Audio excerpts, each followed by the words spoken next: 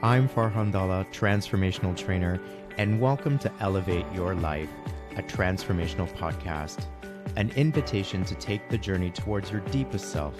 It is my intention to inspire you to connect, move, and meditate.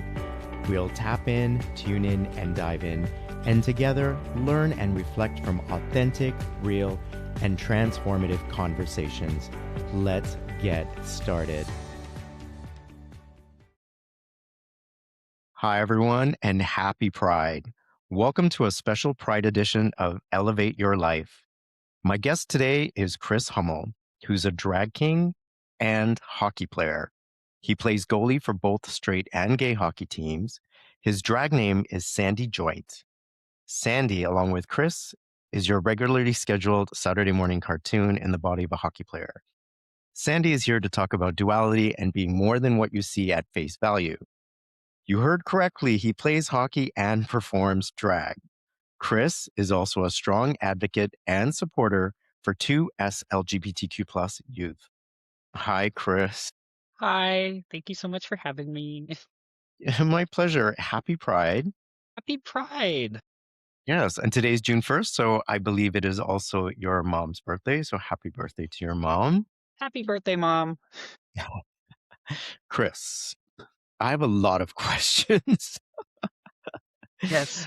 Okay, but I want to start this conversation how we uniquely met. Is that okay? Of course. Okay, so here's the backstory. In approximately February of this year, my niece and their wife invited me to a burlesque show, and I'd never been to one, but I thought, okay, I'm willing to check it out. And what convinced me was that they said that it was a heated rivalry theme, and being a huge heated rivalry fan, I was all in. You didn't have to, convince me. However, I'd never really been to a burlesque show, so I really wasn't sure what I was walking into. And as luck would have it, I was seated in the very front row. And to my surprise, it was a bit spicy. I I wa- I want to talk about how one of the performers poured Canada Dry ginger ale all over his body, which kind of gives you an idea of the type of show it was. And then there was a performer who was a hockey player, goalie to name, and he comes out and starts to take off some of his equipment, starting with his helmet. And lucky for me, I was in. I'm so sorry. Well, don't apologize, but I was in the front row, and this hockey player hands me the helmet. And so I turned to my niece, completely embarrassed, thinking, please do not take off any more of your clothes and give them to me. They were all so stinky. They were all so stinky. Yeah, I wasn't going to say that, but yeah, they had definitely, I want to say, locker room odor. Is that fair? Yeah. Yeah, Yeah. dirty laundry locker room odor. It's really hard to So wash a mask. so I was holding this stinking helmet while said hockey player was performing. And then let's flash forward a few months later, and I was looking for a gay hockey player to be a guest on my podcast, and I messaged a few on Instagram, but wasn't getting a response. And I mentioned to a friend of mine that I was looking for, a gay hockey player for Pride Month, and just explained to her, about the podcast, what types of shows I was interested in having for this season. And the very next day, where I work as a physiotherapist, in comes you. And then you start telling me about the history of how you hurt yourself performing drag. And then you went on to say how you re injured yourself playing hockey that night. Mhm. And now my eyes start to light up because, first of all, I've never had a drag performer as a patient, to my knowledge. I've worked with many hockey players. And you then went on to explain that you had performed your first burlesque show. And then I said, when was this burlesque show exactly? And when you told me, I looked at you and said, dude, I was at your show. I was in the front row. definitely a wild way to meet someone, but very Okay. unique. Can you imagine the synchronicities that orchestrated all the events to get you to me? Like you could have gone to any physiotherapy clinic in the city, and Toronto's a huge city. There's tons of therapists, and granted, where I work, there isn't a largely represented LGBTQ population, let alone drag performers who play hockey on top of that. And where I work, there's about 5 therapists, and somehow you ended up with me. So there are no coincidence, my friend. It was definitely a divine orchestration, if I want to say so. Don't you agree? Yeah, the stars definitely aligned a little bit for us on that one, I have to say. Yeah, and thank you for giving me permission to share this with my audience because as a therapist, I'm always like respectful of my patient's privacy. However, I appreciate you letting me This share was that story. too unique not to share. Unbelievable. And now you're here on my show. Yeah, I really apply the yes and theory to everything I do in life. Okay. So, what were your thoughts when you realized I was the person that was on your show who was going to be now your physiotherapist? I felt really bad for handing you my very stinky helmet. I did warn. I worked with Mayfair Productions on that burlesque show, and the host was Knox, an absolutely wonderful performer, who I did warn that this is coming in at hockey equipment levels stink, and they were like, "Yeah, my sister plays hockey. This is fine. Everyone, it's hockey. They'll think it's so hot." And then I'm like, I'm so sorry that I had to give you the helmet. I warned the other person who I threw my jersey at that it was stinky, but not you, even though you got possibly the worst equipment besides my gloves. Listen, I've worked with hockey players before, but thankfully they showered before coming to see me at the clinic. So I didn't have to deal with hockey odor. But now I have a really good idea of how hockey players smell. So Yeah. thanks And for that. it gets aired out every day. Just goalie equipment for some reason it just ingrains itself into the equipment and the person. Mhm. Yeah, it's like you got to take about 2 showers after the game. It means I'm working hard. Yeah, listen, you have a tough job. And can we say that there was a contest at that particular show, the burlesque show, where members of the audience had the opportunity to shoot a puck at you, right?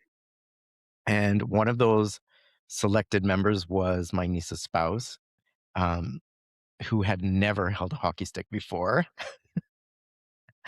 So I was helping them, with the right positioning. And let's make things more interesting.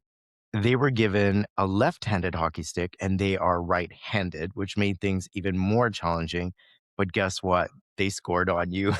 They did. They did. It was really hard when I'm not defending a net and a whole wall instead. That was a fun one. I think that one went in 5 hole, which my mom would be very upset with me.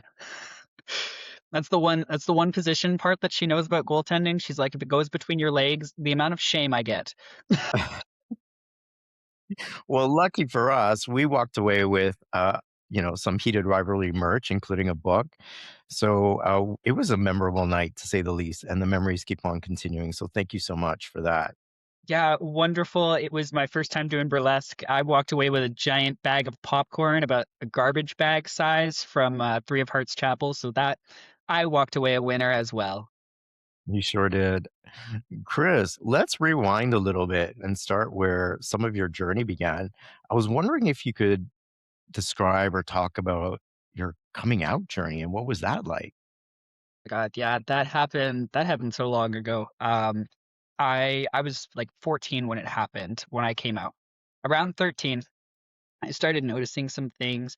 So I was originally a girl, because I'm trans man.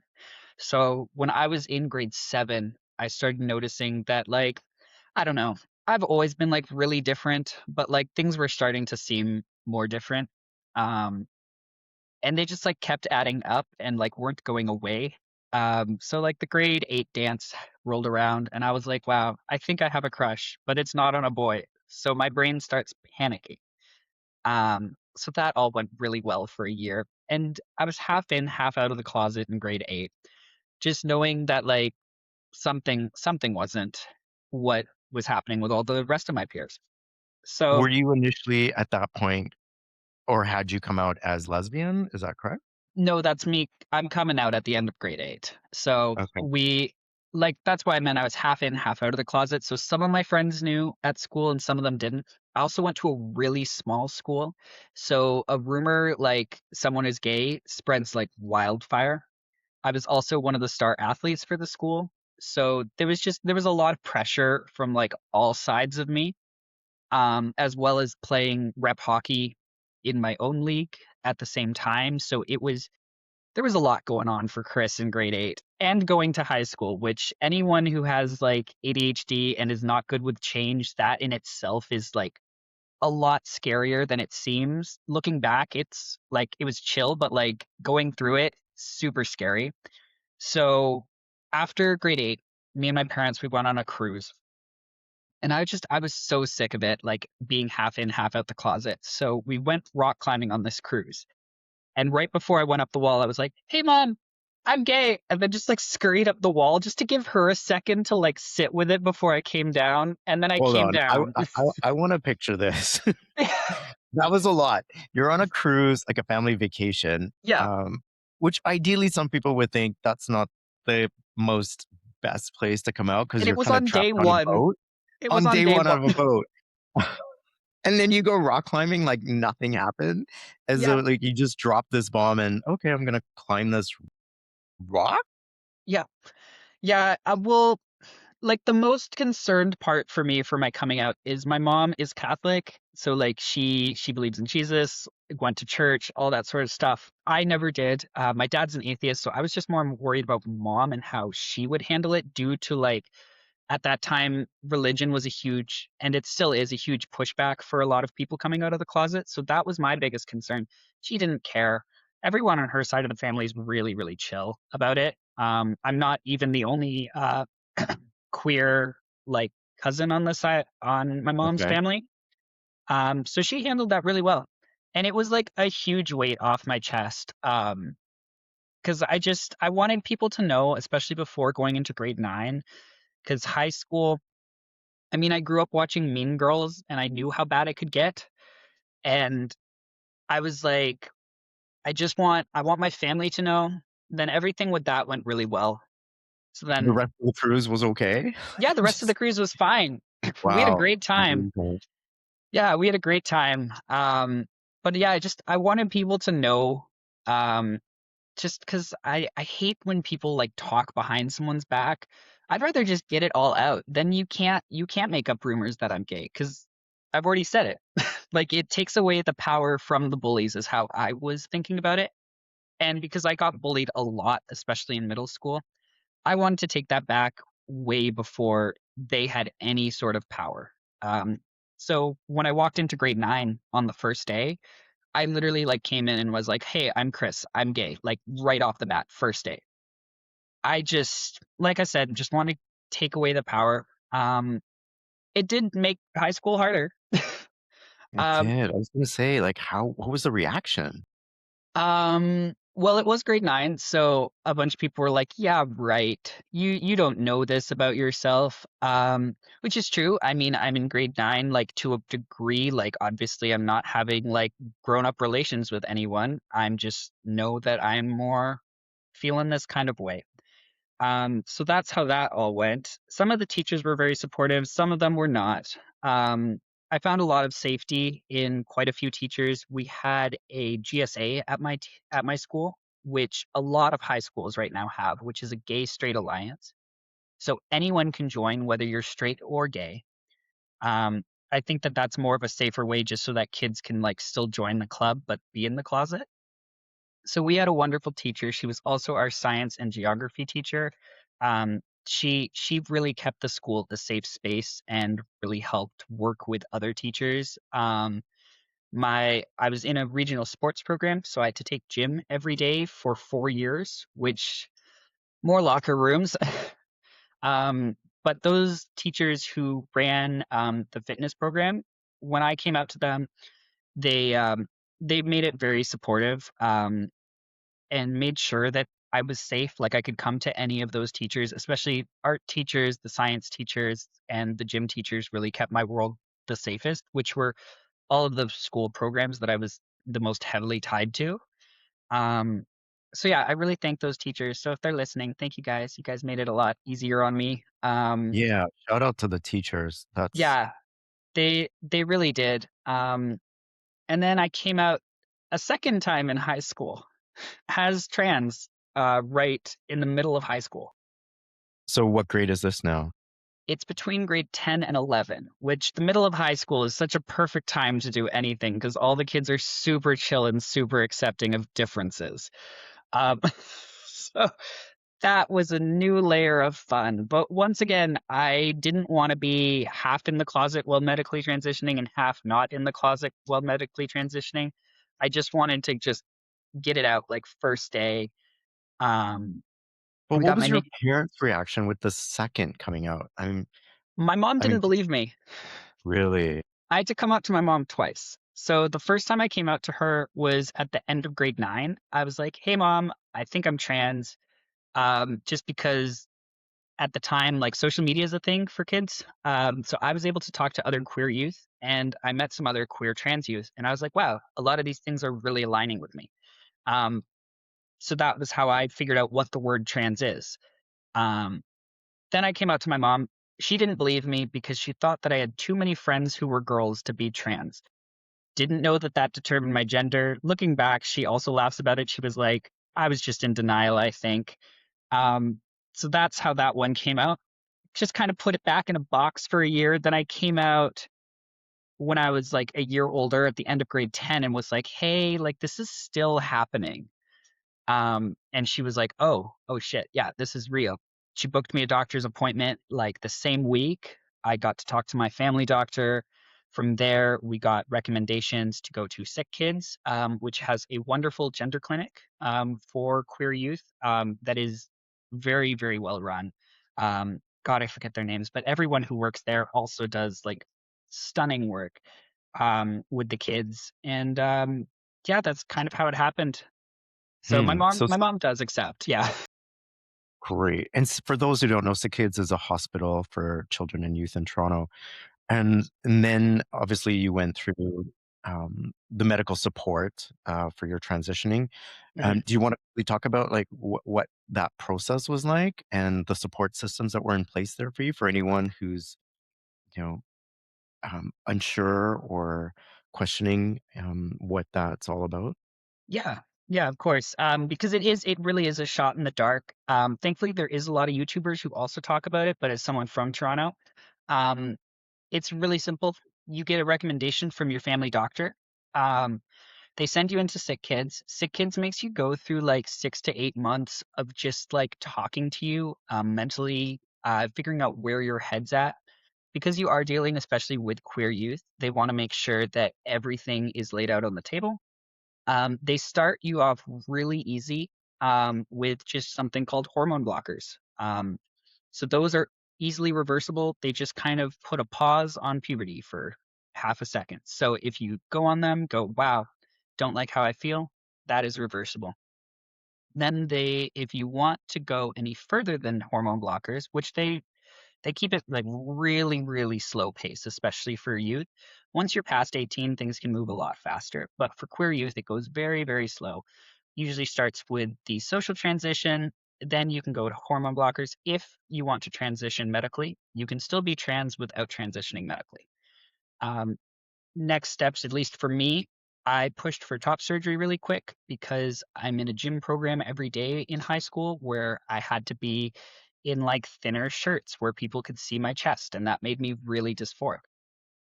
So that was a big push for me.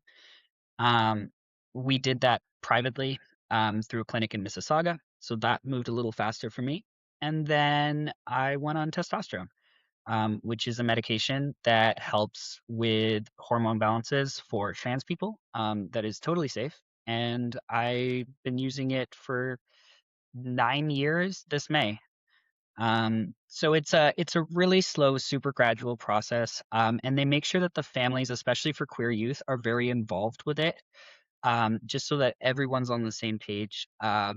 once you're over 18, then you would instead of sick kids, you would probably be sent to a different hospital. I know Chem H has a gender clinic, and Women's College also does gender studies.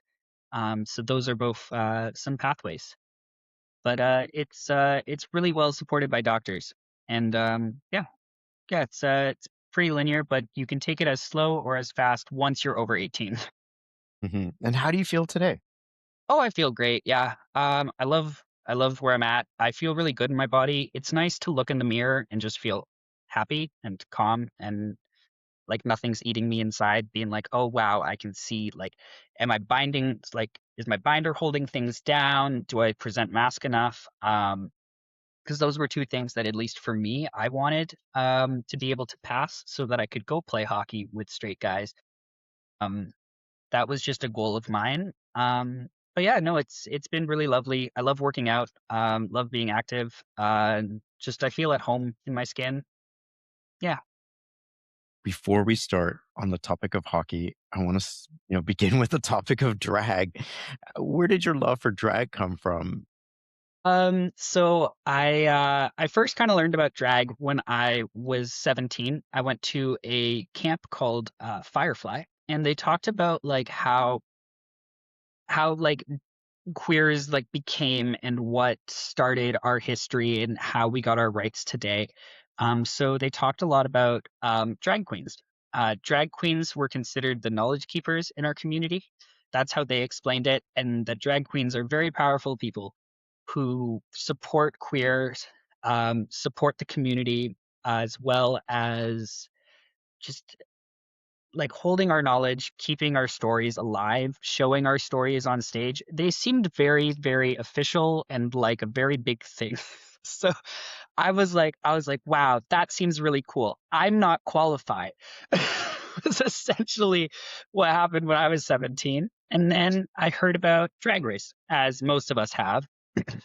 So I went home and I told my mom, I went, hey, there's this show called Drag Race. Do you want to watch it with me? Um, she was like, no, no, it's fine. And then like COVID came around and we had nothing else to do. So we rewatched every single episode of Drag Race that was ever created because there was nothing else to do. And we got really into it. We got really into it. We still watch it every week that it comes on. So I could see that my mom had a huge love for drag, but I never really saw myself as a drag queen because I didn't want to have to present feminine to the world, at least. I didn't feel comfortable enough within my own gender and my own masculinity at the time, um, because I was just like, I've got to be a dude. Mm. Um, just baby trans guy things. Looking back, that's silly. I am a dude. No matter what font I'm in, I'm still a dude. So I wasn't ready to take on drag queen. But then a few years passed, I started working in the drag community as a photographer. So I got to meet a ton of really cool drag performers and I got to see drag kings. And that really more aligned with me. Um, What's the difference between a drag king and a drag queen for people that don't know? Honestly, I'm sure people have a much more like beautiful answer than me. I don't see too much of a difference, at least for me. Drag queens get booked more than us. Drag kings get booked less. I have pockets. Drag queens do not have pockets in their outfits. Um, Drag kings, at least if you go back a bit in history, were more run. Lesbians usually dressed up as men. That was how most of our drag kings came to be. Now, anyone can do drag of any gender. We've got kings, things, its, queens, monsters, and that's only scratching the surface. We've got clowns. I'm slightly a clown. Um, the drag spectrum is so diverse. I Some people will break it down to like hairs of like who's really doing drag king and who's really doing drag queen. I just think if you're wearing drag and you're having fun, whatever title you call it, if it makes you happy, it makes me happy. Yeah, but you dove into it to the point where you're now performing. So Yeah, you you really have a passion for it. So how did that come to be? I took a drag opportunity. Um, it's called the Ice Pageant. It's an amateur drag competition for hockey players. I'm sorry, what? An amateur drag competition for hockey players. Yeah, Okay. it's run through the Toronto Gay Hockey Association. So my mom, she really loves drag. And we were going through a really hard time. My dad was dealing with cancer, and I felt like she needed to pick me up. So I hid heels in my garage. I hid wigs in my garage. I hid everything in hockey bags in my garage and would practice drag. I got a few of my drag friends to help paint me. Um, and that was absolutely amazing. And we were able to transform me into a drag queen. So the first time I was on stage, I was a queen because I didn't know if I could do a king. So I just did a queen. My mom didn't believe it was me. She came to the show because I was like, hey, mom, there's a really big opportunity. I am working at Woody's and I'm going to be photographing Bob the Drag Queen. That was my whole lie. I was like, I will be photographing Bob the Drag Queen and Monet. You have to come. And she went, okay, I'll be there. So I come up and I'm in full drag and I'm like, hey, mom. And she's like, I'm a mom. I'm not your mom. I'm Chris's mom. Where is Kris? And I was like, well, surprise. It's me. And she's because I've looked like this, like I've looked like a little boy since I was 4. Like I've never looked like a girl. So her seeing me all dolled up in femme with like this big hair and like a really beat face, and I was in a corset and heels, and I was in a skirt. We were Mormons from the Book of Mormon. That was our whole number. So she was shocked. I just show her all of my tattoos, and she still did not believe it was me. She looked like a deer in headlights that whole night. Poor thing. Poor thing. That was it was for her, and I think she enjoyed it. Looking back, I think it's a fever dream for her, but it did happen. My God. Okay. Well, are there any celebrities that are your go-to to impersonate? Because that's pretty common amongst the drag world, right? Yes, yeah, a lot of people do some really cool impersonation. We've got Taylor Swift impersonators. We have a lot of Lady Gaga impersonators. Um, Kermit the Frog or Miss Piggy. Okay. Those are my inspirations, and I think that those are very big, very legit celebrities. I agree. I just didn't know that was your inspiration. I was thinking, I don't know, Elvis or something along those lines. Nope, nope. I'm a Mhm. Muppet. I'm a Muppet through and through. I have this really great number called Man or a Muppet, where I just contemplate if I'm a man or a Muppet, for like 4 minutes. I'm a Muppet. We figured it out. Okay, I want to ask you about your drag persona name, um, Sandy Joint. How did you come up with that name, and what is the significance for you? So I was at a park with one of my friends who does drag, and we were just talking about drag, like shooting the shit, like just being like little goobers. And the park was in kind of a richer neighborhood, and we see this joint. It looked like these kids rolled it. They rolled this joint, like they stole their parents' weed, rolled this joint. It was the crustiest, dustiest little joint that you ever did see in your life. And it looked like they took like 2 hits and went, "I'm absolutely toasted," and then tossed it in the sand and never looked back. And I went, "Hey, that's a sandy joint." And it was at the same time that Snapchat had their gender filters. So I took a picture in a gender filter and went, "I'm Sandy Joint." And it kind of stuck. I was like, this is my drag name. I've found it. And my friend who was at the park with me was like, this is a stupid drag name. And I was like, thank you. It's mine. So you also have a love for puppets from what I see on Instagram and from what you've mentioned, in our conversations at the clinic. How do you incorporate them into your act, and what's the significance of puppetry for you? Well, it's really hard to do a duet with one person. So I have puppets. I love my puppets. I have about 18 to 20 puppets right now. And most of them are from my childhood, actually.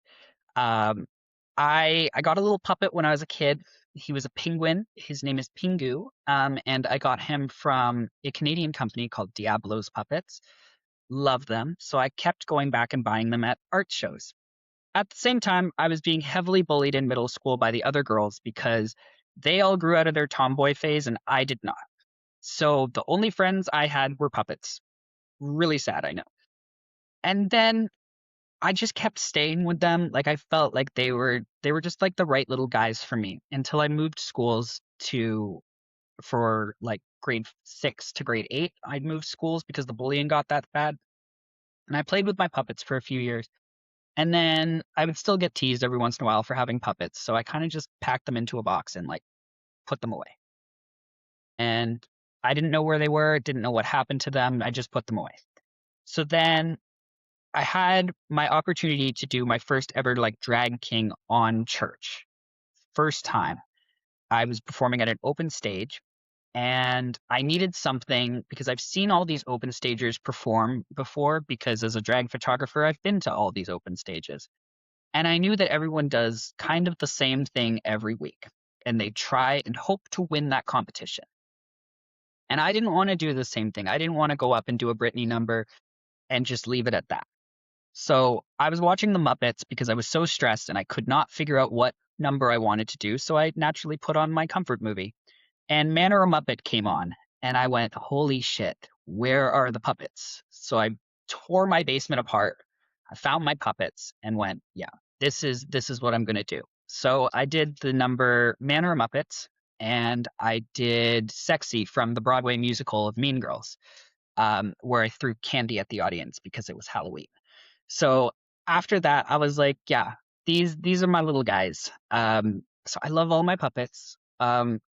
They all mean so much to me, and they're almost in every single show. Some of the bars that are like the bigger bars where like the crowds are like 200 to 300, like those nights, I can't bring out a puppet just for puppet safety.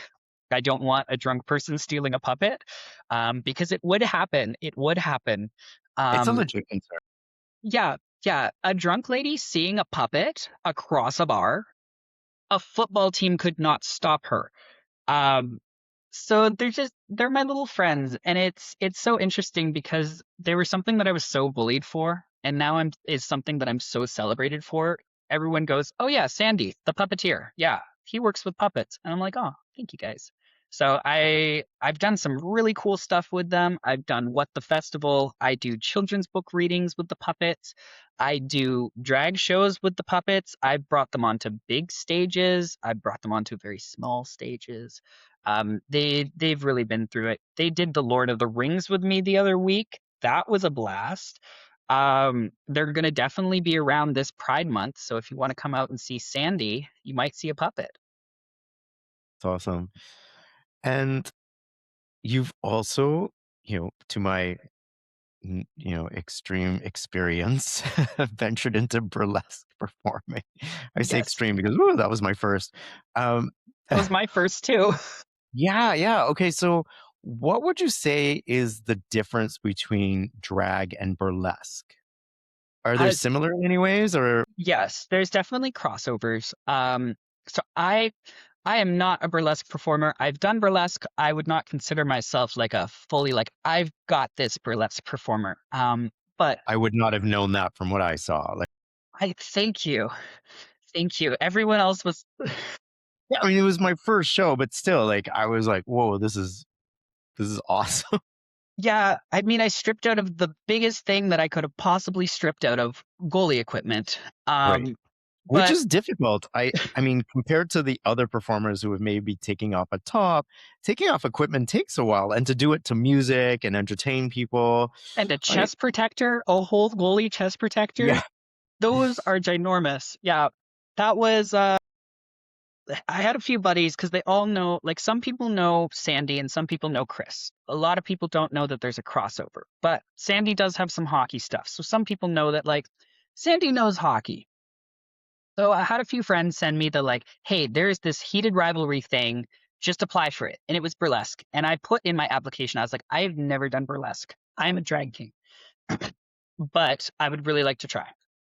So I got to work with an amazing company called Mayflower Productions or Mayfly Productions, and They did so amazing. Knox has every performer come over to their house and do like a run through and do a talk about your number to help bring it to the stage in a burlesque way. So that was huge, and I really, really appreciate their help with that because I would have been so lost. I think the difference between burlesque and drag is it's the art of the tease, is what burlesque is. Um, so you see a burlesque artist pulling off their glove, they're going to pull off that glove in the slowest, most sensual way possible. And it's going to keep going. And there might be a second glove underneath it. Who is to know? So it's the art of the tease. It's a lot of playing fun with that, like taking off a pasty. There's three more underneath. Taking off another bra. There's another pasty. Like that sort of fun and really playful thing of reveals that I think a lot of times in drag we lose that because it's usually a girl coming on with like a giant winter coat going, oh, there's nothing underneath this, bam, in like the first chorus, and you're like, oh, okay, that was just a coat. So I really like how burlesque does the art of the tease and the art of the reveal. Because I was really worried that it would be more sexual. Obviously, it's an artist place, and it was a very small venue with everyone there who respects art. Um, so I was blown away with how professional everything was. I've worked with burlesque performers as a photographer before, and they've always done amazing work. So I was just really scared to step into such big shoes. Um, but like I said, Mayfly Productions and Knox really helped me find my music, come into my own, get confident before going on the stage, and that was really helpful. I think that more shows and burlesque companies should definitely do that. It makes it easier for newer people. Amazing. I'm sure you'll be back. Hopefully. Well, let's transition to hockey. Yeah, the diversity of this show is just mind blowing as it is. Like moving on from drag to hockey, like it's just something I never could have even imagined. But I want to talk about you as a hockey player. When did you start playing hockey? At what age? And when did your love for hockey start? I was 4. I was between like 5 and 4. My parents used to like do the thing where they both held my hand on either side as I skated. Um, then I signed up for like Aaron Mills, like Timbits, where they get you out in like all your gear and you're just a little Timbit. Those were really cute. Um, so that's where I started. And we had the like kiddos for some reason get the like you're waking up at 5 a.m. getting to the rink for 6. The poor parents, you're there early. It's a commitment. It is a commitment. It was at the time where everyone rotates through being a goalie, so I didn't have a position, and nor should you have like a specific position until you're about 10 or 11. That's when people transition to goalie. So I tried goalie a few times, didn't love it because my coaches were just like, stop the puck, and I was like, huh, like how does this work? Because it made no sense. I at least knew hockey. You skated back and forth with the puck, and you tried to shoot on the net. So that was kind of how I started. My dad is like my biggest supporter with hockey. He raised 3 hockey players. He raised me, my cousin Matthew, and my brother. So my brother was a goalie, my cousin Matthew's a forward, and I was a forward when I was little. So my dad really pushed me to try more hockey. They put me in so many lessons. I made it to rep, and I was doing really good in like girls rep hockey, like really well. Things were going well for me as a player. I was enjoying it, but they're like, I would longingly, when the coaches were talking, stare off into the distance and see the goalies practicing and going, that looks like fun. That looks like so much fun. Seeing them just get to slide along the ice. I'm a slip and slide goalie now, but just getting to see them move around the crease, I was like, that I want to do that. I felt like a giant penguin, like that looks cool. So my first coming out before I came out as queer or trans, my very first coming out was the most dramatic one. I came out as a goalie. I sat with my parents down at the table and I went, hey, I'm a goalie. And they were like, there was tears. was ultimatums were put on the table. There was so many tears. There was yelling. There was everything that you could have possibly done was put out there. Their wallets weeped. My parents weeped. And then my dad got so frustrated. He was like, "I'm gonna buy you a road hockey set, and I'm gonna just shoot pucks at you for an hour, and then you'll never want to do this again." And I was like, "Okay, this sounds great." Why were they so It costs so upset? much money. It costs a lot of money. Okay, I And got they it. put so much time into me becoming a forward. Right, And they knew I right. had dreams of like the Olympics and the NHL. And they knew that I wanted to do all these things. And they couldn't see that happening for a goalie because the competition's so high. Because there's only two goalies on a team. And there's like 15 players. So my parents just couldn't see me being successful as a goalie. So my dad ripped pucks on me for an hour. And he was sweating, I was sweating, and he was like, "Okay, now what?" And I was like, "Can we do this again tomorrow?" And he was like, "Holy hell. Okay." So then we did that for like 3 months, and he just could not break me down to not wanting to do a goalie. Eventually, we started having fun with it. He got really into it. So that was just at the beginning of like my rep season. I was on a rep team, it was going great, and I was a closeted goalie. So at the end of the season, my dad, like right before playoffs, we were at one of the rinks, Iceland, and they had a goalie store in Iceland, which is very rare that a hockey store carries goalie stuff on a good day. But like Iceland had all goalie stuff. So I came out of my game and my dad bought me a full set of equipment. And that was really cool. I still love those pads. I had to sell them because obviously they're child size and I am not child size, but they um they were my first set. And then my parents put me out for tryouts and I made a rep team as a goalie. And then they were like, "Oh wow, I guess Kris can stop a puck." Mhm. And just the feeling of like sliding in goalie pads, making a big save in goalie pads, like just being a goalie, just having your team like look at you and go, "Wow, you did that."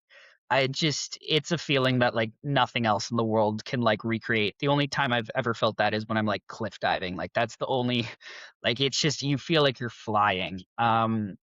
And it's amazing because I could do that like every night and it just it's a love for hockey that as a player obviously I loved hockey. I stayed with it for so long, but I don't Mhm. think that I would have continued to stay with it into my adulthood if I wasn't a goalie. Like this is just something magical that nothing else can recreate. So, from my understanding, you were playing on women's teams or girls' teams. I've played on boys and girls. Yeah, and then you transitioned. Mhm. I'm not asked this, so I'm just gonna ask this, but did your transitioning support or hinder you in any way from playing hockey? I had to quit. I had to quit. So when I came out as gay, um, a lot of the girls on my hockey team would start making up rumors about me, being like, "He's in love with so and so, and he's in love with so and so." And this was even before my transition. I was like, "I'm not. I'm just trying to get through the team and just figure it all out as a young girl." Because I don't know, being like a 14 and 15-year-old girl, like nothing's going right. You've got a lot going on in your brain. There's a lot of stress. There's pressures from school, parents, hockey. There's a lot happening. So my team just tried to make it a lot harder for me. So my mom was like, "Okay, you're going to quit." And then I came out as trans. So I had a few years of a gap to transition, but it was about 5 years of no hockey, which was really hard. Um, I got into music though. I became a drummer, a trumpet player, a ukulele player. So I got really into music because I had so much time. Like I had nothing but time. I was working out at school, so I was still like in and around fitness, but being in a school program where everyone is playing the sport they love and you aren't was really soul crushing. So I just tried to focus on my transition a lot through high school just to get through that. And then after high school, my mom knew that I was depressed and she was like, "I'm gonna like look on Facebook for some like hockey groups." So we found this one that was like a co-ed one. a lot of older people. Like the games were coming at me really slow, but it was still enough just to get my reps in and feel where I was because I wasn't coming back to the ice like at my best level because I stopped for 5 years. So that kind of got me back in the swing, and then it just kind of snowballed from there. Where my mom was like, "We're gonna put you in a league," so they put me in a league, and then from there I met a bunch of other people who need goalies, and This is a um, league now or a yeah, gay league? yeah, I was put in straight hockey first. Okay. We found out about the TGHA at the like Pride booths. Toronto Gay Hockey Association? Yeah. Mhm. So Church Street has a bunch of booths where they have information things. So like you'll see queer volleyball, queer dodgeball, queer swimming, and queer hockey. So I wanted to apply for queer hockey, but I was 18, and I believe you have to be 19 to be in that league. They're that's just one of their policies. So I was waitlisted, and then I was put on a sub goalie list. So I had to substitute goalie for the team once. Um, and once you sub, that puts you a little higher on the list. So it when registration happens, it's all prior goalies, sub goalies, and then the other goalies who are on the wait list. And because, like I said, goalies, there's not a lot of spots. It's very stressful. I still get stressed every time I have to register every year because one year they were like, "Hey, your registration didn't go through," and I was like, "What do you mean?" That was actually this season. But yeah, it started with straight hockey, and then it I only at that time was on one gay team, and now I'm on two gay teams. Yeah, and a bunch of straight teams. Anyone who needs me. I literally just got called this morning, being like, "Hey, can you cover tonight?" And I was like, sure, yeah. Yes, I will. I love playing hockey. Yeah. Are you openly queer on the straight teams you play for? No, no. My Wednesday team knows. Um, they don't really talk to me more about my sexuality. Like they let my boyfriend come to dinners and stuff, and that's really chill. They more ask about Sandy. They love Sandy. They love talking about Sandy. They love hearing what Sandy's doing. So Sandy's accepted on that team, but I'm playing for a team tonight, the St. Hacks. I'm not gonna go in and go, "Hi, I'm Kris. I'm gay." I'm no. I'm the goalie. I'm a very secluded role. Nobody needs to know me. I don't need to know anybody. I say my niceties in the room. I get changed and I leave. I don't shower in their locker rooms. I do not feel safe to shower in a straight team's locker rooms as a trans person. I can shower safely in the Toronto Gay Hockey Association and on my team Rush. Um, so those are two teams that I feel safe enough to do that with. But yeah, a lot of the straight teams, they have no idea. I have had a few straight teams that I've played on that I think once they've played with me for like 3 or 4 months, I'm sure that my queerness shows through the cracks. And I've been removed from teams because they were like, "Hey, we just don't want to play with you anymore." I'm holding great stats. I'm keeping the games together for them, and they've just removed me because I'm a little different. Um, I've also had teams that have signed me for the year. There was one in Oakville that was like, "Hey, we want you to come on as our permanent goalie." I was like, "Cool." Didn't know any of these guys. One of my friends recommended me. It's kind of how it goes. So I went on the team. Somebody said the F word on the other crease during the game, and nobody got a penalty for it. So then it came back to the room, and the guys were like, "Hey, we said the F word and we got no penalty. So now we can openly just say it in this locker room for like 20 minutes." So they went on a bunch of conversations about how they hate gay people, how they hate trans people, and the stuff that they said that they wanted to do to trans youth was absolutely horrendous. I've never repeated it to anyone. I went with the head of that team. He walked out. I walked out at the same time. And I that was the only time I've disclosed it. I went, "Hey, just so you know, I'm gay. I am trans. You will never hear from me again. I will be shutting down this team. But what just happened in that locker room is absolutely disgusting." And he agreed. But it was one of those things in the locker room where it was such a big runaway train that nobody could stop it. I couldn't stop it. He could not stop it because it would have been a huge danger for someone to speak up when a majority of the room is trying to hurt queer people with their language. That team was shut down within 48 hours of that incident and has never been revived. Um, But that was the most like shocking day in a locker room. Uh, the city of Oakville, that's where the team was, handled it perfectly and shut it down instantly. So I was very, very surprised and happy about that. Very sad that I had to go through it, but that was about the scariest locker room incident. Um, so that's why I don't disclose my sexuality. My tape on my sticks are rainbows, so you can tell, but I guess it just, I don't know, one of those runaway trains. Hmm. I'm sorry to hear that, but it does, paint the reality of what the situation still is. And I, as you know, I've worked with a variety of hockey players from recreational level to the NHL.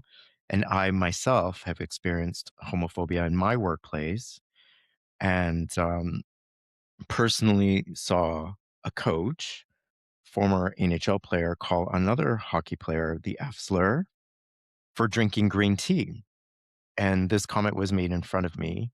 Um, and I was never going to go public with that story. So I commend you for reporting it because I know how scary that can be. It's so easy to just shut the door, pretend it never happened, and just, make yourself small and ignore the situation. But inside, you know exactly how it makes you feel. And that's how I felt in that moment. And I never came public with my story until recently. And, this story goes back almost 20 years. But because of heated rivalry and its influence now on opening up the topic of homophobia in the NHL and hockey in general, I made a video about my experience and it went viral. Like, I've never had a video go viral. And I unfortunately received some hateful comments. And actually, my Instagram um, had attempts where people tried to hack it at least a couple of times. Thankfully, that didn't happen, but it was very scary to do that and to reveal, my story, not naming names or anything, but just my experience and having to deal with some of the comments and whatnot. Most of it was very supportive and very positive. However, it does still bring to light that there is a situation that is still present today, hearing your story. Many gay athletes don't enter the sports arena because they don't feel safe. And how have you dealt with not feeling safe as a queer athlete? And what advice would you have for other athletes or potential athletes who want to play hockey or whatnot, but aren't sure if the environment will support them or they'll feel safe to do so?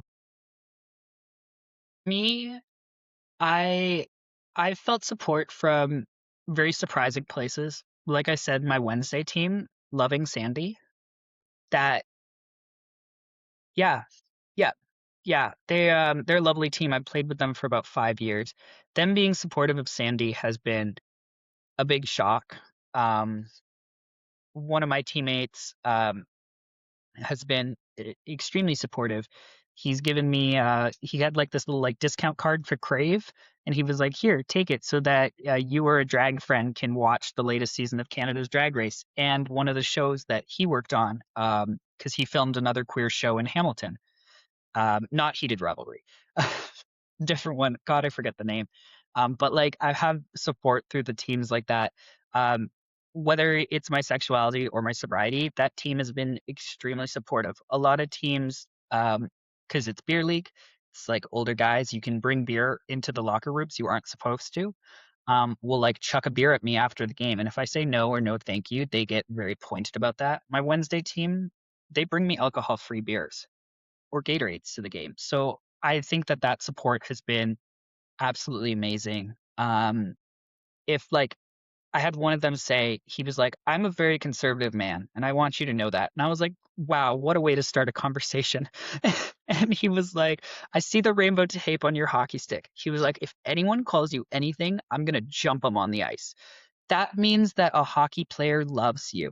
I said, "Thank you. I'm okay. Don't hurt someone. We have to all go to school and work tomorrow." But like, yeah, that was sweet.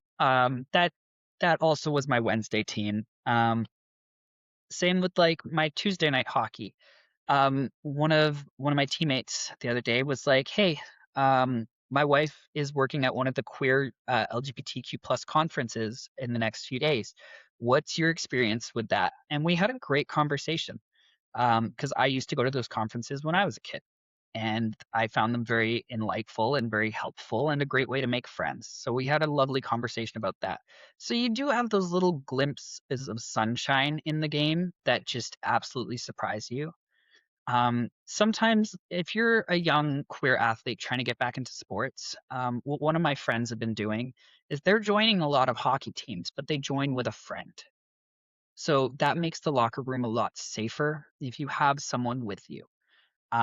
I'm a goalie. It's really hard to get people to come out to my 11 o'clock games, but they've got a really good friendship going on. So those two have been doing that, and I love that for them. Um, just try to get out, try to be active, whether it's a running club, dodgeball, um, volleyball, swimming. There's so many amazing LGBTQ plus clubs here in the city of Toronto, and that are very accepting, as well as in the greater area of Toronto. Hamilton has some amazing hockey. Queer Hockey Hamilton is in Hamilton. We've got some amazing clubs here. We have Purple Fins, which is a swimming team for trans people. We have gay volleyball and dodgeball, which also runs in and around the village area. We have Toronto Gay Hockey, same area. Um, and we have softball, which is starting, and soccer. Like, there's so many queer sports, especially in Toronto. A lot more people are queer on these teams than you think, and it's okay to come out to them. Um, it's okay to just come and just be the best athlete that you can be. And I think you guys will make a friend or two, and it will really surprise you. Yeah, I think the important thing is it's a way to find community as well. How popular is hockey in the gay community in Toronto? The amount of DMs I have gotten since Heated Rivalry. Everyone's like, "Wow, Kris, you play hockey. When's your game?" And I'm like, Just come out at any time." So I think we have 20 teams right now in the Toronto Gay Hockey Association, and we have a very, very long wait list, and it's getting Wow. longer. Um, so it's quite popular. Um, it's been absolutely amazing because we have so many teams to play against. The only downside is because we have so many teams to play against, I don't often get to play against my friends. Like a few years ago, we got to see each other every few weeks, but now because there's so many teams, I don't get to see them as much. That's the only downside. But it means that I get to make new friends, which is very exciting. Um, it's been so wonderful. Our stands were absolutely packed for our finals this year. uh, we've had so much support online, through various hockey Instagram pages and other associations. Um, it's so popular. We have the TGHA, we have the Toronto Pride Tournament, which is a trans and lesbian tournament. We have Queer Hockey Hamilton, which is a more queer leaning space for trans, lesbian, and gay. So we've got at least three teams within driving distance. The only downside about the Pride tournament is it only happens once a year. Um, and by the time this podcast gets out, it's already going to be done. But yeah, Mm. there's a lot of space for it. I even know of teams that are primarily lesbian that are out there. Like even my team, Rush, we are a whole gay team that is in a straight league. So there is room and there is space. You got to look a little harder. And if your gaydar is pinging, you might be correct. And I guess people can definitely look up the Toronto Gay Hockey Association for more information on how you can get started with your hockey dreams. So there's lots of options there, and we'll have the links for everything in the description so people can look up all that information. Um, Kris, I want your opinion on this, but without going into the history of the NHL, but what do you think the NHL can do better to create a more inclusive and safe space for hockey players? But we're going to need a whole separate podcast for that one. I know I was kind of treading lightly on that question, but I do want your opinion, and maybe we don't have to spend an hour on this, but obviously I have had my experience, but now we're in a space where we can actually have these conversations. Whereas it, when I was working in that particular environment, that wasn't even an option. Like I could not even go public or share my experience with anyone other than maybe a close friend or a coworker. Well, as someone who's also worked with the NHL, I played in the Pride Cup at the last NHL All-Stars against the women of the Ottawa Charge PWHL and was awarded by Gary Bettman. That's my little resume. Um, I think that that was a very amazing day. That was a wonderful day of supporting queer excellence, and whether it was in the PWHL's queer excellence or the Toronto Gay Hockey Association's queer excellence. And I loved that day. But that day is one day.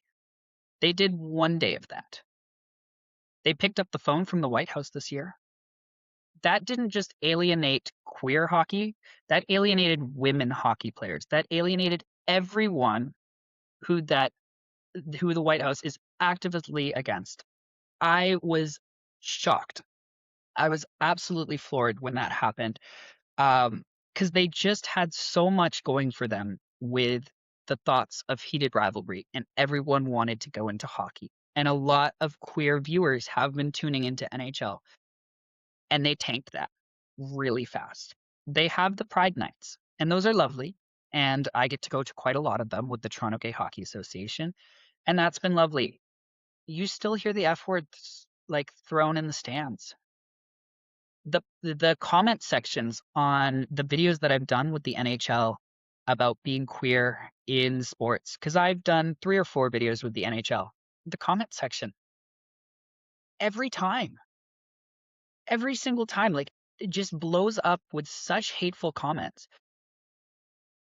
They have inclusivity staff. They have staff that deal with inclusivity in sports. Mark Fraser is one who I've worked with a lot, and he does really amazing work. But that's one person out of an organization of thousands. I think that they need to just take a step back and look that the world is changing. Hockey is not. The locker room culture, especially, has been brought up since day one, especially within boys hockey, going all the way up to be a very, very toxic uh, masculine situation where boys have to be boys. Boys don't cry. Boys have to be this. Boys have to be that. Very toxic masculinity stuff that we don't need right now. We should start like just accepting people's differences, just straight off the bat.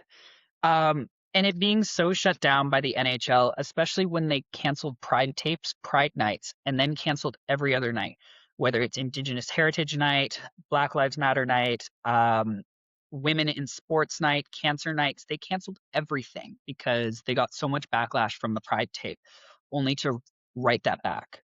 We didn't Hmm. forget. As No. queer people, we did not forget.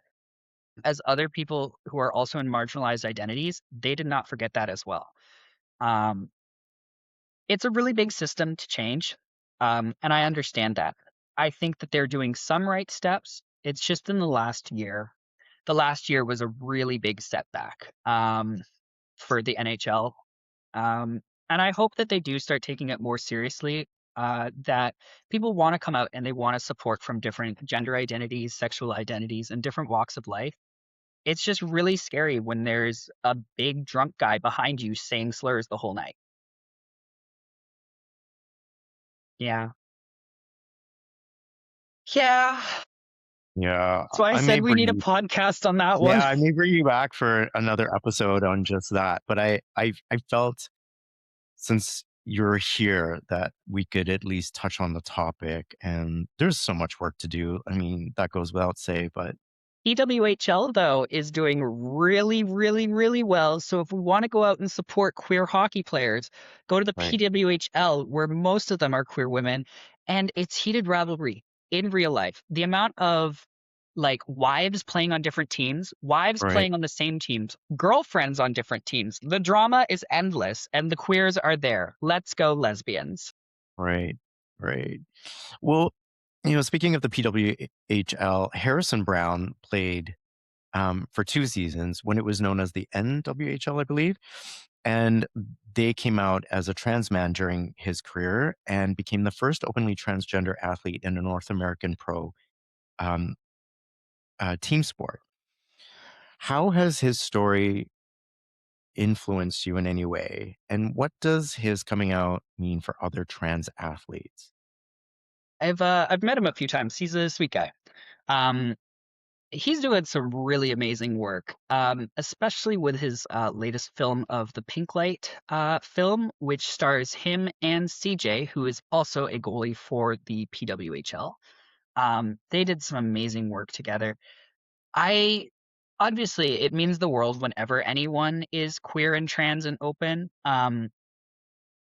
So that's been really helpful. Just being able to see someone else do it and go, yeah, you can do this as well. I've been the first for trans athletes before, especially with my swim team in high school. It's a scary thing to be the first. It always is the scariest thing to be the first. So I very much applaud him for that. And I think that it means a ton to so many queer athletes, whether you're trans, gay, bi, anything. It means a lot just to have someone out there visible, but who's also putting in a lot of work for the community. So I very much commend him on his work. He's been doing amazing work with the PWHL as well.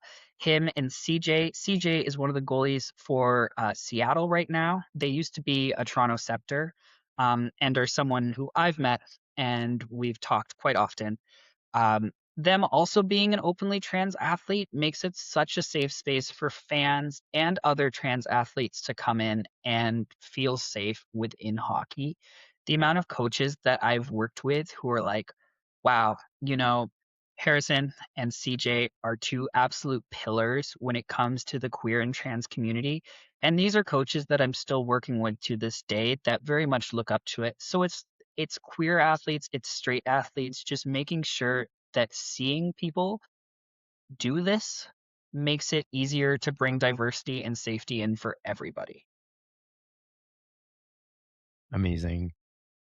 And you too, my friend, are leading the way for many others. So I'm super proud of you. And I know, your story will inspire so many people. And and I really, really appreciate everything that you're talking about here today. But I do could not possibly end this conversation without talking about heated rivalry. And the last time we spoke, you hadn't finished watching the show yet. Rewatched. I rewatched. I got up to the big injury of the big fight that happened Okay. where he got hit and Iliad was just standing on the ice like that. Right. That's where I got up to in the last week. Um, I've watched bits and pieces. I know most of the story. Okay. I'm so sorry for being a bad queer. I think this is where you let me down. I'm sorry. And many others listening right now are just M- like sinking in their chairs. My aunts However, also are just as ashamed as you are. Aunt Rachel and Aunt Lisa are. They text me every day. They're like, "Have you finished the show?" I'm like, "No." like, there is no possible excuse for this, Kris, but I'm going to hold you accountable for watching the show at some point.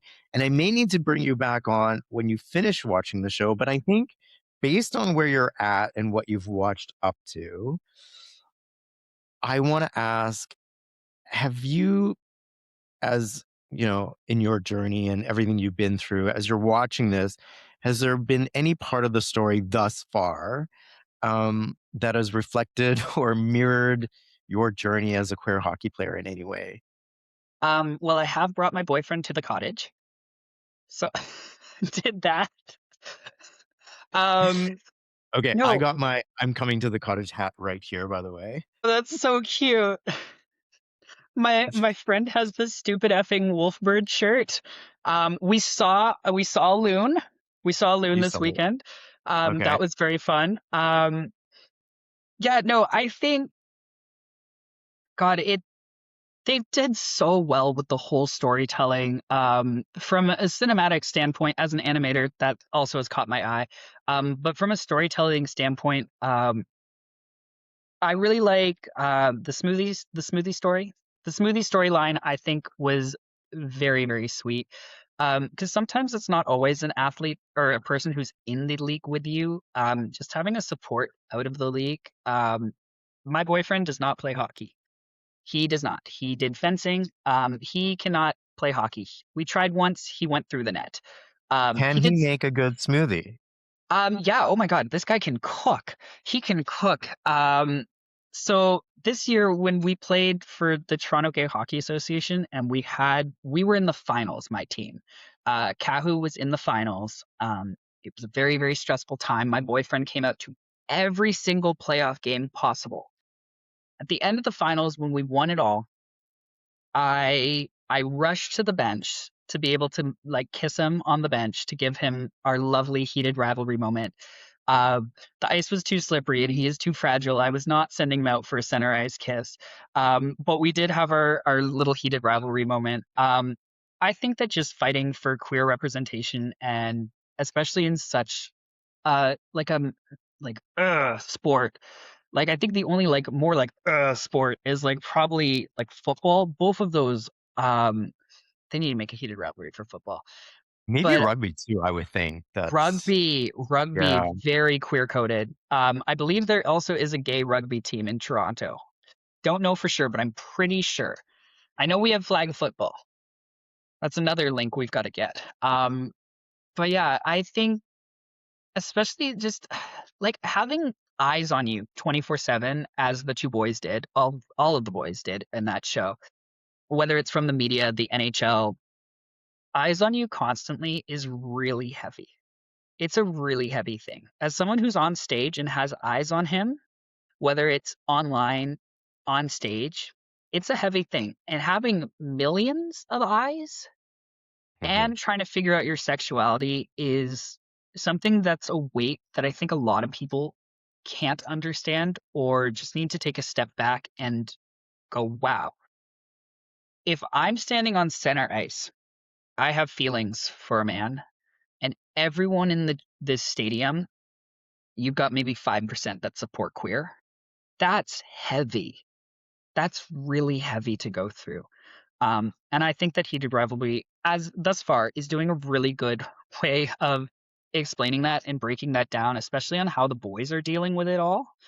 Because it's stressful. It's a lot of secret stuff. Like texting under a fake name, that's Mhm. heavy.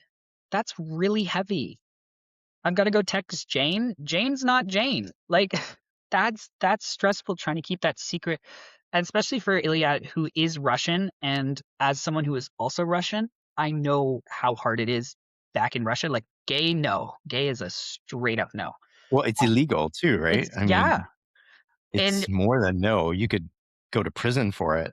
yeah, it's whether it's the police or just other people in society that would take care of you if gay's labeled, you just disappeared.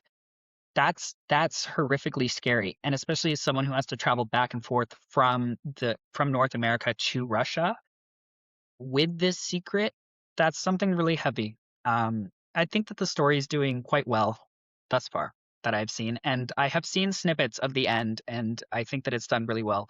My boyfriend's read all of the books. I'm dyslexic. I'll listen to the audio tapes. I know that they get very spicy though, so that'd have to be not when others are in the car. Yeah, and yeah, I would definitely recommend listening with earphones, depending on whether or not you're in a public place. I'm making my way through the books right now. I'm on the third book in the series, I believe, and I love that it's really true to the show. Like the the book to TV show was done really well, and it's very true to the books, which I love. You'll appreciate when you're listening to the audiobooks how great it is compared to the show. But have you ever dated a hockey player? I have. I dated my goalie partner in high school. It went poorly. It went really poorly. Yeah, the fight for net time was yeah, that was stupid. That was young dumb Kris, but yeah, that was that, that was the only time. Yeah, I'm so busy that it's really hard to find someone else who else also plays hockey because we would never be able to go to each other's games. It would be them playing somewhere else and me playing somewhere else. Yeah, it's a busy life being a drag queen and or drag king and a hockey player and a student all at the same time. Yeah, well, how many hockey games do you play a week on during season time? During the winter, I play 5 to 7, and that whether that's games or training, because I am a coach, that's still 5 to 7. When I coach, it's all like very technical skating for about an hour. Um, 5 to 7. I've chilled out this summer, and I'm taking about 2 to 3 a week so that I can go to the cottage. Yeah, With your boyfriend and make yeah, smoothies, right? yeah. Naturally. What else do you do at the cottage? And yell at loons. Yell at loons, sit by the fire and stare at it because, Canada's fun. Yeah. If you've seen the line, you know what I'm talking about. Um, but how many shows per week, do you do as Sandy or, you know, future burlesque now? Uh, At my peak, I was doing about 4 shows a month, so that was like 4 to 6, depends. Um, in April, I had exams, so I did not hunt down shows, and in May, I'm going on a trip, so I did not hunt down shows. But if you want to catch me this June, I am everywhere. I'm everywhere. Follow Sandy Joint King on Instagram to see. But I've got Drag for Palestine. I have a bike ride one for charity that I'm doing. I'm working on the same stage as Bob the Drag Queen. On the first day of Pride, I'm doing Sober Pride at the end of Pride Month or Pride Weekend, which is very exciting. Um, I'm doing storybook readings. I'm doing a show in Burlington with the Drag Academy on the 19th. I'm everywhere.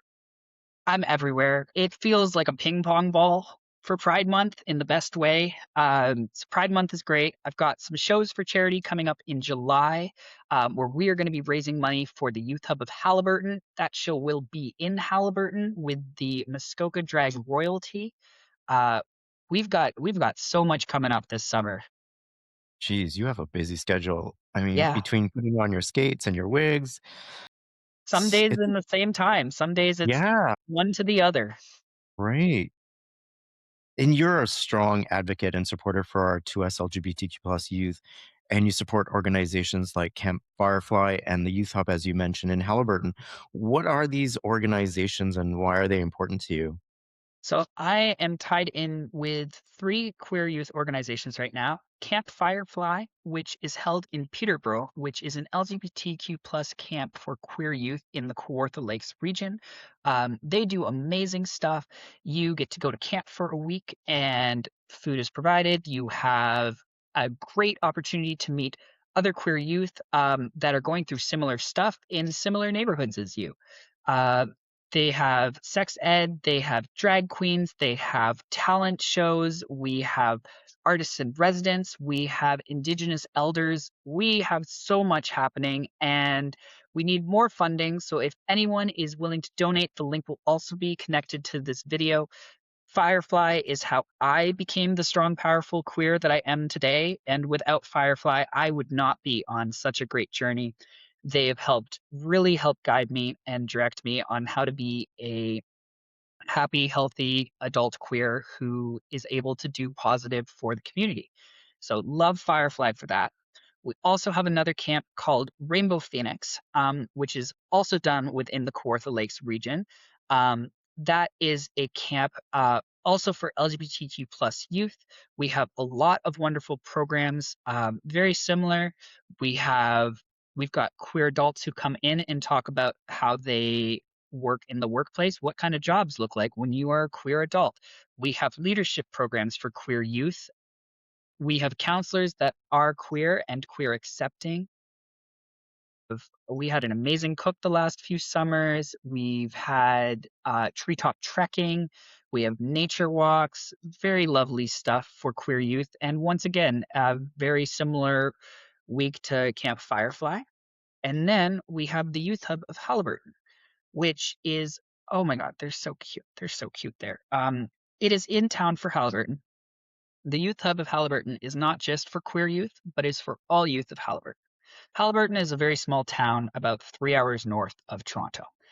And what the hub does is they create a safe space for all kids to come with their after school programs, some day programs. They do field trips, they do fundraisers, as well as having staff. I believe that they've had some medical staff, they've had um, social staff, they have food donations, clothing donations, game nights.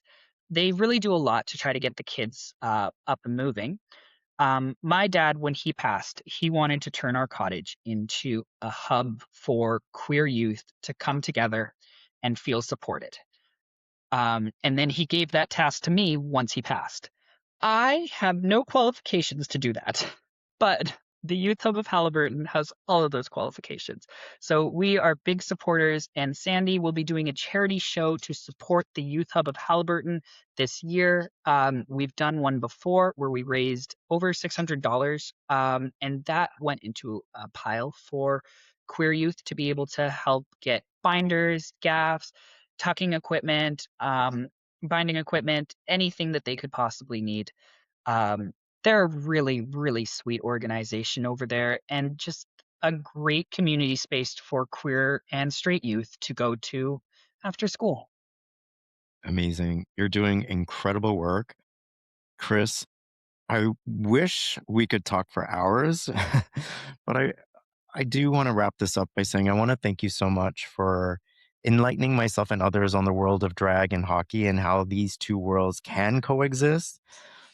I want to thank you for sharing your journey, being so honest and authentic. I'm sure we will cross paths again soon, but I would love to have you back on the show in the near future. We still have a couple of episodes of Heated Rivalry for you to get through. So there's that. There's all kinds of things that we can still explore, and I'd love to have you back to do that. I will have your contact, your Instagram, and links to all the organizations, including Camp Firefly, Youth Hub, and Rainbow, and ways that you can support our 2S LGBTQ plus youth. Kris, thank you so much. I really appreciated this. Thank you. Yeah, this was fun. Let's do it again. Well, happy Pride, everyone. Happy Pride.